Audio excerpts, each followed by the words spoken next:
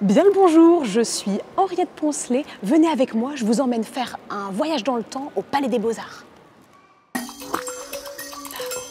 Là-haut.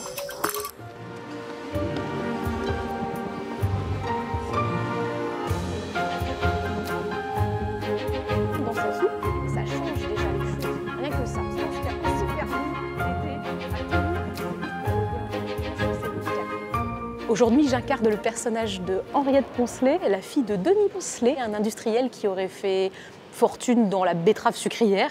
C'est un personnage que j'ai inventé parce que j'avais besoin de traverser différentes classes sociales et avoir un personnage qui connaît un peu tout de son siècle parce que justement elle est passée par différentes étapes dans sa vie. Ce tableau-là, il est important et on le met sur un grand cadre exprès parce qu'on a envie de vous montrer à quel point les débuts de la modernité, de l'industrialisation et de la machine à vapeur, ça a marqué les gens. Peut-être qu'avant les trains à vapeur, vous ne vous posez pas forcément la question de savoir comment on fait pour faire des grandes distances. Comment on fait un Paris-Lyon, par exemple. À votre avis, qu'est-ce qu'on utilisait? Des voitures avec des chevaux, exact. On peut parler de voitures, on peut aussi parler de diligence. À votre avis, à combien de km/h on va? 15 km/h, 25 ou 40? Plutôt 25, vous direz plutôt une moyenne. En vérité, on est sur 15 km/h. Le but de présenter le 19e siècle d'une manière sensorielle, c'est justement de montrer toute la diversité des éléments qui ont évolué pendant cette période. C'est une ère de modernisation, d'industrialisation. Alors forcément, on peut parler du charbon, mais je peux aussi parler du café, je peux expliquer la vie des mineurs, la vie des bourgeois et des paysans qui a évolué à cette période. Alors, je vais vous faire passer un petit quelque chose.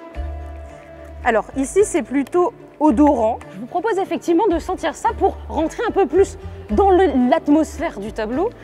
Parce que ça, c'est une odeur que moi, je connais par cœur. On est sur du hareng fumé qui vient tout droit de Fécamp. Ce tableau-là me fait penser à l'endroit où je l'ai acheté. Est-ce que ça vous dit quelque chose? Comment on appelle ce lieu-là? Exact, la halle aux poissons. C'est le poisson qui est mis à l'honneur, on le voit bien dans cette lumière, ça brille, c'est presque beau. Mais ça peut paraître surprenant de voir qu'ils sont posés comme ça à plat, et je sais qu'en fonction des époques, on n'a pas la même notion de l'hygiène.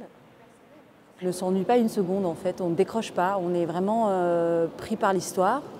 Et du coup, on est beaucoup plus attentif et j'ai appris pas mal de choses, notamment qu'à l'époque, il y avait 30 minutes de différence en France entre l'Ouest et l'Est. Comment les gens voyaient la mer? Est-ce qu'on peut s'approcher de l'eau? En fait, on a encore très peur. Alors, on proposait deux types de bains. Je vais vous montrer ce que c'est que le bain à la corde et le bain à la lame. Si vous voulez, les vagues, ça fait encore très peur parce que c'est là qu'il y a des virages, etc. Plus qu'une visite, c'est une expérience que je veux proposer aujourd'hui. Les visites multisensorielles, ça nous fait soit un peu retomber en enfance, soit ça permet d'aller plus précisément dans l'analyse du tableau. Je pense que ça, c'est une technique qui devrait plaire à tout le monde parce que ça nous implique tous d'une manière différente, mais en tout cas, on vit vraiment le sujet.